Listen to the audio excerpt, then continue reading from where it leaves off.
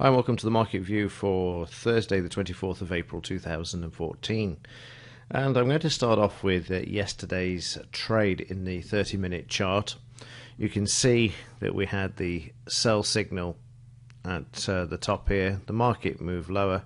We had the news items which we were able to stay in the market with because they weren't a decision on interest rates. It was just the MPC vote, which really doesn't count as far as interest rate decisions are concerned, and it's been the same for the last nearly 3 years now, if not longer, thinking about it, where it's been 9-0 to keep rates unchanged. So that one's not too much of a concern. The market sort of oscillated a bit around this area where the market was finding support at the 168 level. But because the risk was only 23 pips, it was worth seeing if the market would actually break out to the downside on this particular trade, especially as we had the 168.21 in the daily chart as well to the upside, which the market had failed to take out on a few occasions. So sometimes, if you're going to knock a brick wall down, sometimes it's better to run further away and then take another run at it.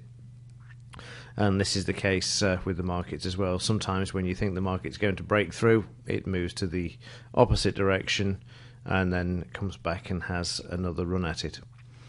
So the market was finding support at 168 and managed to take this out. And then there was support found at the previous day's low. So what I'm doing here now is just marking in 50% above this last green bar here, just to see what the market's going to do.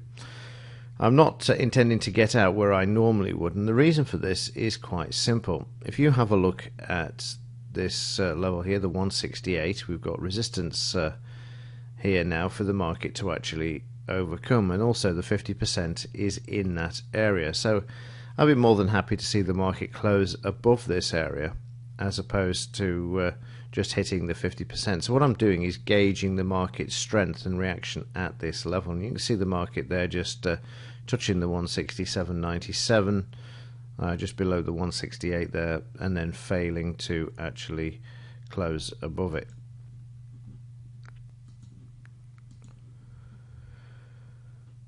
So a bit later on, we can see the market's reversed off the 168 and move low. You can see it in this bar here. So the market came off the highs, back through the S1, which is the support one, and back down to the low. So if the market can take out these two lows to the left, then we should see the market move lower. So it was a case of having to sit around for a lot of time yesterday waiting for the markets to move in the right direction. We can see, even though it is to the downside, you can see it's fairly choppy with the market finding support all the way down. It wasn't just a straightforward 6 red bars down to achieve the profit. It was a case of having to sit and wait for the market to pull back on each occasion that we had a big red bar. You can see their red bar followed by a green. There we managed to get 3 bars in, then a green, another green there, and then coming back to the reds there as well. So now we see the market breaking out to that downside, which is what you would expect. We're up to 40 pips now. It's been a long day, so if I can find another target area with which to take the profit, then I will do, like the S2, or as the case may be, from the 62% in the daily chart, which we'll look at when we have a look at the daily chart as well in just a moment. So the market now showing the S2, we're up to 39 pips, 40 pips area there. The market's finding support.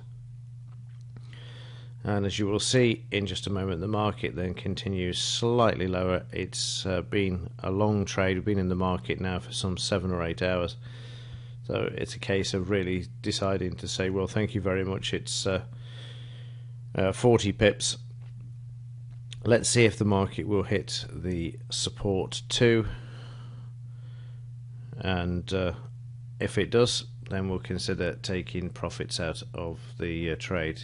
Certainly guaranteed the 40 pips, even if the market trades down to this area, allowing for a bit of slippage. in the speed of execution, and also, of course, the spread on the trade as well. So now you see the market coming down and just hitting the, I'll just bring that back for you, just 1 second, and hitting the S2 area there. So it's a case of taking the profits on the day. I'll just bring that down for you. There you go. So you can see that now just hitting there, 47.5, and I think in fact it actually went on to make 50 pips at its peak there. But it was a long drawn out trade, not too much of a problem, because this 30-minute strategy is designed to keep you in the market for the longer term trades there. So let's move on and have a look at today's activity, see what's happening so far on the overnight market. So now looking at the daily chart, we can see the market's down day yesterday. Now you can see it finding support. We're definitely stuck in this sideways range here, off the highs and the lows. So let me just grab a zero line and pop that in there for you, and also we'll pop one on there too. So you can see this market now stuck in a range from 168.40 to 167.72 there. So range bound, and then of course we've got the 168.21 in between as well. So the market range bound in the daily chart at the moment.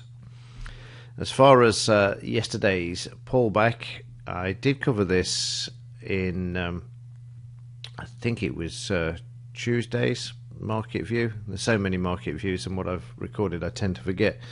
But I actually spoke about using this low here to this high, and there you can see where the market stopped yesterday at that 62%, which is another reason for taking the profits off the trade there.